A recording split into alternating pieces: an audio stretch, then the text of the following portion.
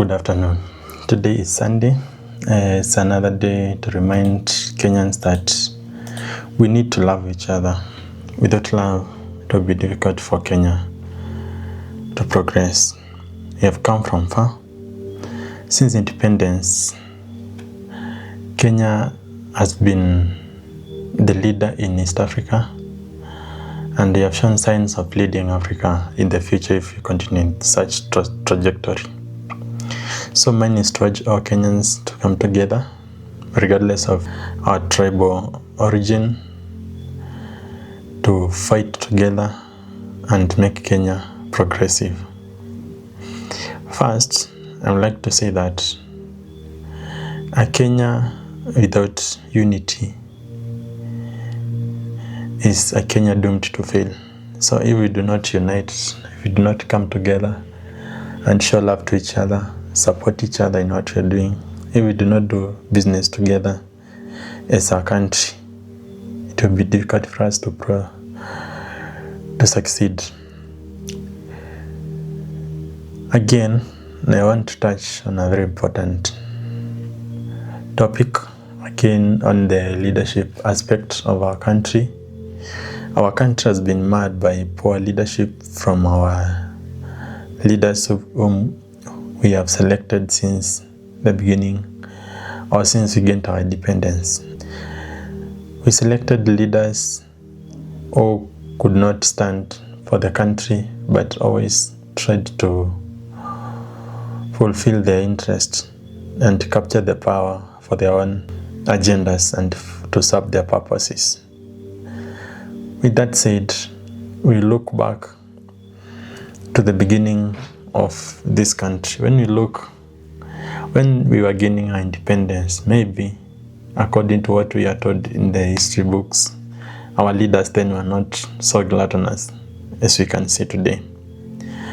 Because when Jaramogi Oginga Odinga was being given the power to lead Kenya, he declined with the excuse that if his friend Jomo Kenyatta is not released from the prison, he is not willing to lead Kenya, while some of the people whom they were fighting together with are still in prison. When Kenyatta took office, he led Kenya in a very powerful way, showing us the way to go and also indicating, giving us green light on where he wants us to go. He gave us a pathway to follow. He created a good foundation for Kenya to progress. However, as the years moved on, we forgot about colonization. We got our leaders, and many of our leaders got entrenched into power. Many of them now started serving themselves. Instead of serving the nation, they started taking everything and putting it into their pockets and enriching themselves. And that is what has taken Kenya aback. So it is time that we fight for better Kenya. And if we do not fight for better Kenya, we are doomed to fail, and we shall see failure in a very near future and not far away from where we are going. That is not what has brought me here. Again, as we have seen, there are a lot of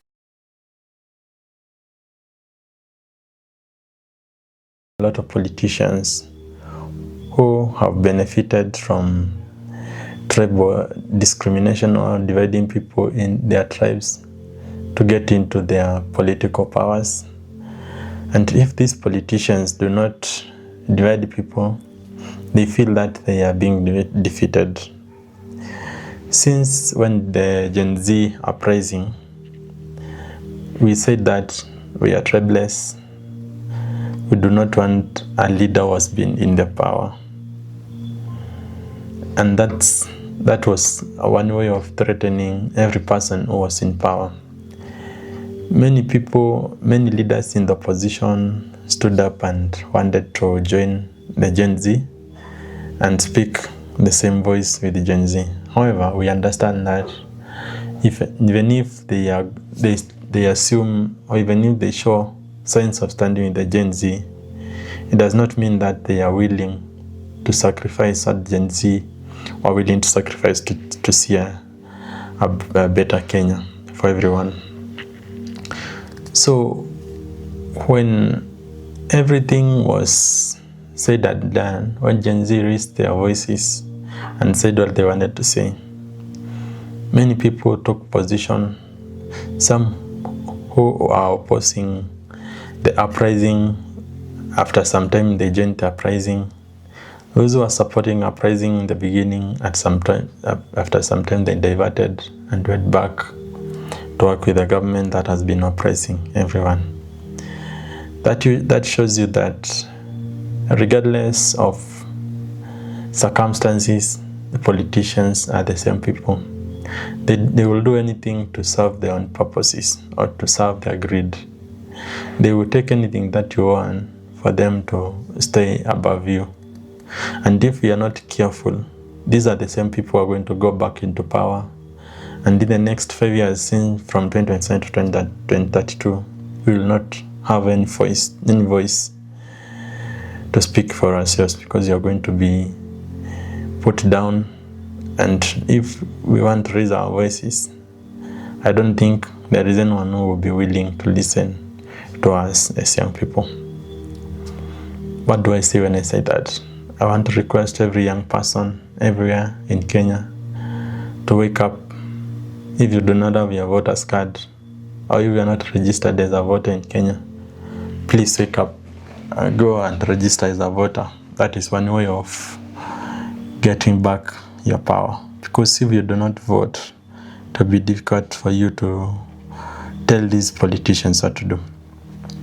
Again, to my fellow Gen Zs, I know we have many leaders, and we have people who are capable of leading Kenya. If you feel that you can lead Kenya, please, I'm begging you, please arise, take positions, and let us ask for power from the people who see the power for what it is. Kenya has been unequally developed, not because we cannot develop equally, but it has been done in several ways. That is what I'm going to talk about. But first I want to say that the underdeveloped or unequal development of Kenya is due to the poor leadership that we choose. You look at the regions where they hold their leaders accountable. Those regions are well developed. When you look at the central region, that region is well developed. When you look at other regions, you find that we still need to wake up and arise from our comfort and call our leaders into action. Because if we do not do that, these people are going to dominate us. They are going to take everything that we have, and we are going to remain in poverty while we are praising them. When Kenya was gained independence, there was a policy that was made to make Central Kenya the economic hub of Kenya. As you know, Central Kenya is a great region which is agriculturally capable. It is close to the city. It has enough population to steer the economy of the country. And so when our forefathers looked at it, they saw it fit to make it the economic hub. And by that policy, they made sure that in budget allocation that was made, Central Kenya was funded superiorly. And due to that funding, they came up, developed, and they steered the economy of Kenya and controlled a good percentage of what Kenya produced. And that is a good thing. I cannot dispute that, because when you look at the economy of Kenya, Central Kenya leads, followed by Rift Valley, the Western. You look at the Nyanza, look at Eastern, Northeastern, you look at Mombasa and the coastal regions. So Kenya is a country that has regions which are developing differently. Some is because of the structural differences that were set from the beginning. Others just because of the poor leadership. Despite Central Kenya being chosen to lead Kenya and make economic impact or control the economy of Kenya, that did not last forever. When we got a new Constitution 2010, every county was given a mandate to lead its people and make sure that their people get equality, get better life, and also so that each region can develop faster and catch up with those which were leading. When devolution came, there are leaders who took that opportunity as a way of enriching themselves because they knew people from those regions are not outspoken, and when those leaders get into power, there are few people who will call them out when they do not perform. However, now it's time people have woken up, and we know that a leader who does not serve the people is an enemy of the people. So today I wanted to compare the difference between Northeastern and Central Kenya.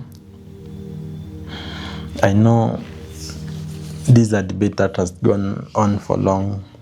Some are saying that Central Kenya privilege is an illusion. Others are saying Northeastern did not develop because it was marginalized or discriminated for a long time. But I'm going to lay down the facts.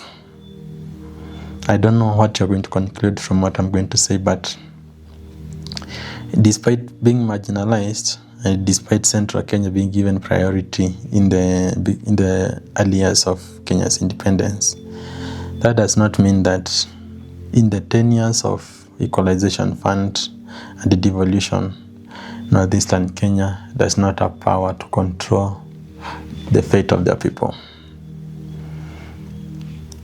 Here's what I'm going to do.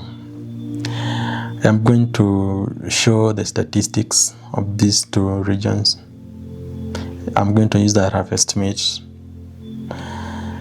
Maybe I'm going to use two counties. I'm going to use the county of Mandela, and I'm going to use Kiambu. When you look at the two populations, Kiambu is 3 times the population of Mandela. However, when you look at the size of the pieces of land, Mandela is like 10 times the size of Kiambu.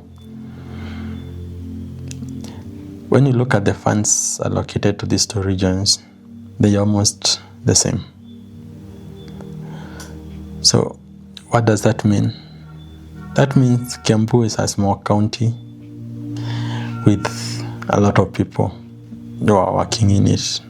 That's understandable because when the economy favors you, it is only right for you to reproduce and get many huge population. For Northeastern, which is a nomadic region, which relies on herding and gathering, if I can say, they could not reproduce as much, so their population is a little bit low. It could not reflect the size of their land. Again, when you look at the representation of the people, Kiambu has twice representation that of Mandela because Mandela has 4, Kiambu has 6 MPs. What does that mean? When the people of Kiambu region need development, it is easier for them to reach their people because they are many. And also, since they are many, they can tell each other off for not doing or not working, and also the people have a close proximity into calling the people who are in power and ask for development. When you look at Mandela, it is not as easy because of the disperse or the separation of the population. You can find that if they have a land mass of 10 times that of Kiambu and the population says that is a third, that means they are disparsely populated, and to collect those people together to raise a voice becomes difficult. Looking at the size of the land also, it is also evident that developing Mandela requires almost 10 times the basic facilitation to carry on development as compared to Kiambu. Because if you are going to build, let's say if you are fencing each county, before you fence the whole of Mandela, you'll have fenced Kiambu 10 times. If you're going to build a road around Mandela or across Mandela, you'll have built several roads in Kiambu. That does not mean that you don't build roads in Mandela. That means as much as you get the funds, you have to serve your people. Also, when you look at other services like electricity and water, you cannot compare the reach that the people of these two regions are going to have. Of course, the people of Kiambu are having it easy because they are close together, and you can distribute these resources easily because of the population and how it is distributed. That said, I would look at how they are financed. You find that their finances are given into an equivalence of 1:1. So if Kiambu gets 1 billion per year, Mandela gets 1 billion. What does that say? If Kiambu has a capability of developing its roads, Mandela County might be afraid of starting a road that will not end and go for giving people handouts. And in the process of giving people handouts, they end up stealing a lot of money. That's why a lot of people are complaining that the leaders from Northeastern region are stealing a lot of money from their people and investing them in Nairobi. It is so easy for them to steal money from their people because even if they do developments without them doing it for a very long time, it will be insignificant compared to what the people in the central region are doing. That does not mean the people in the central region do not steal money, but it is very difficult for them because, let's say you are given a fund, you are given a budget of, let's say, 10 billion, what is in the books, and you have 12 representatives, that is 12 members of parliament. Let's say these members of the parliament are the ones who are overseeing that kind of budget, or they are the people who are going to call you out when you don't do your work. That means that your money is highly distributed and it is likely to reach the final consumer or the deserving citizen. However, for the Mandela who has 6 MPs, even for them to raise a policy that favors them becomes difficult. It also becomes difficult for them to be listened to by the national government when they are complaining about what is not happening in their county. Maybe that might be the cause of the underdevelopment in such regions. However, since I'm not here to speak for the leadership who is not serving its people, I am going to reprimand them because with a population that is a third of what Kiambu is serving, you should have like a big hospital in Mandela that will serve that population.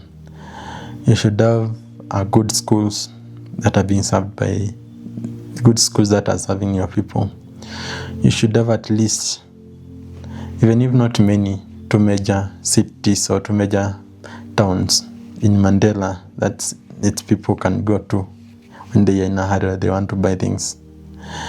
For connectivity, you should connect that region from Nairobi so that people from Nairobi can connect to Mandela easily without having to go through a very rough road. That is what is called development. When you connect your county with other counties, you make an environment that is suitable for trade. So let us say Mandela is a dry area and does not produce a lot of food. But there's a county like Kiambu, there's a county like Nyandarua, there's a county like Murang'a, there's a county like there's a region like Rift Valley that produces a lot of food. If Mandela is interconnected very well with those counties, it will be easy for the food to be distributed to your people. And the issues of hunger and malnutrition will never be had in those regions. So it is upon our leaders, as much as they complain that they were left behind on the onset of this country, they do not have an excuse. They cannot tell their citizens that they did not develop because of marginalization. Looking back from since 2010 to 2026, that is 16 years of equitable distribution of resources in the country. That is a whole decade and a half, more than a half, to work on your region and develop it. So there is no any reason for you to tell your people that you did not work for them because you are not served well by the finances that were given to you. And if as a leader you can take money from your people and build wealth for yourself, you are even worse than a witch. If you can take resources that are meant for school and put them into an apartment in Nairobi, you are even worse than the worst of the dictators that has ever happened in this world. As you know, education is an equalizer, and that has been said for a very long time. So leaders who do not invest in education, they are very bad leaders. When you look at the history of China, when they started massively educating their people into the tertiary education since 1999 up to now, China is controlling the world with manufacturing. In fact, China is called the world manufacturer. It's not because they just manufacture, it's because they have enabled their people and their citizens can do everything. They can produce anything that you give to them. You just have to give them an idea and they will know how to bring it into a product. So if you cannot enable your people to that level, you're not a leader. You're just an agent sent to destroy those people. Again, if you can eat money meant for healthcare services, you are more than a killer. Because let's assume I get sick at night and I'm in Mandela and I cannot make it to Nairobi and another country that has a better medical services. When I die, that death was not a natural death and was not meant for me. It just occurred because our leaders did not make good use of the resources that they have to cater for our needs and create better hospitals for us. So I'm calling upon our leaders to come up and serve our people with dignity. Let us see a development across the country. And I know the citizens will be happy.